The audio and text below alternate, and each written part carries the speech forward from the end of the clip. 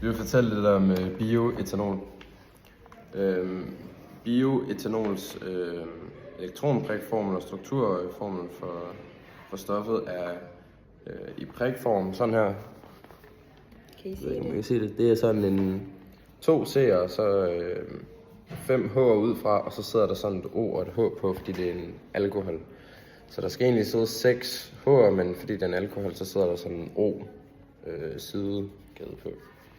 Og så når man tegner den som stregform, så ser den sådan der ud. Så det er egentlig meget ens. Men der sidder sådan en O og et H ud fra, som er den måde, man kan se, at det er en alkohol. Bioetanol, det fremstilles ved gæring af glukose.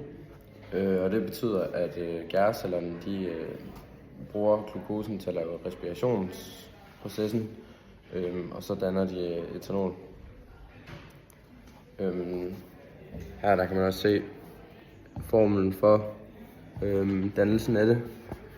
C6H12O6 opløst i vand bliver til, det er så 2 CH3CH2OH opløst i vand plus 2 CO2.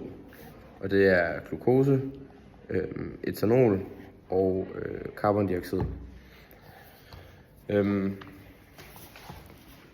Når man det her etanol, det er noget, man kan bruge til at forbrænde.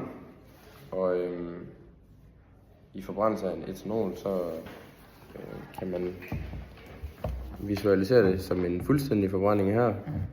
CH3CH2OH plus 2O2 lige med 2 CO2 plus H2, 3H2 undskyld. Og det her, det er etanol, det er ilt, og det er carbondioxid og vand. Og når det er en fuldstændig forbrænding, så er det kun carbondioxid og vand, man har som restprodukt derfra. Okay. Nu vil vi forklare, hvor mange CO2-molekyler, der udledes i alt for hver glukosemolekyl, der først omdannes til bioetanol ved gæring og dernæst forbrændes. I den her proces her, hvor at glukose bliver til ved gæring bliver til bioetanol, der kan man se, at der udledes 2 CO2-molekyler. Og igen, nede ved forbrændingen af den her bioetanol, der udledes også 2 CO2-molekyler. Så derfor så bliver der i alt udledt 4 CO2-molekyler. Ved fotosyntese dannes glukose og ilt ud fra carbondioxid og vand. Og det er jo her, hvor at de her CO2-molekyler, de kommer ud i atmosfæren, og så optager planter dem igen. Og så laver de fotosyntesen, som ser sådan her ud. C6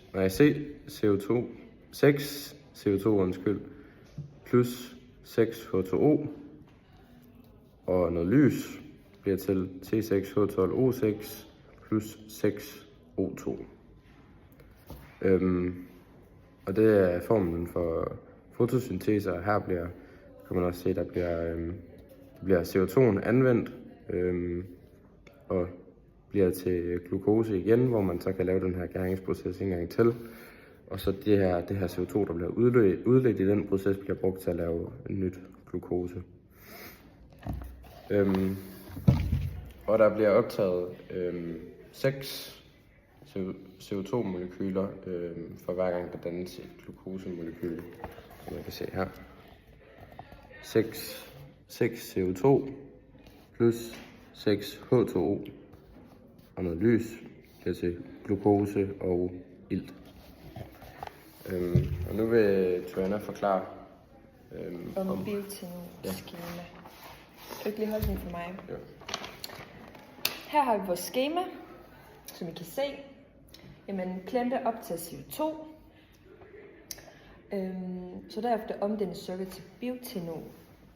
Og det er bioetanol. Bioetanol kan blandes med benzin eller anvendes som et rent brændstof.